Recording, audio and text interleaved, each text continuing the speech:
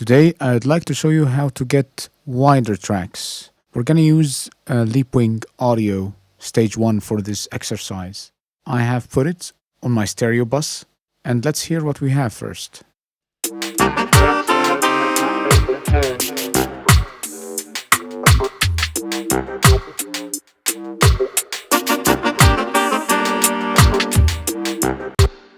I'm going to increase my mono spread a little bit, set it to 5. I'm going to reduce my color a little bit and will increase my depth to 10. We'll set my width at 300 and we'll shuffle it to the left a little bit. Let's hear what we've done.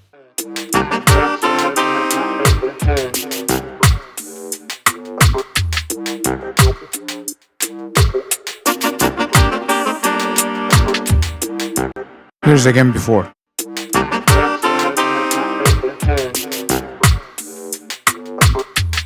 After.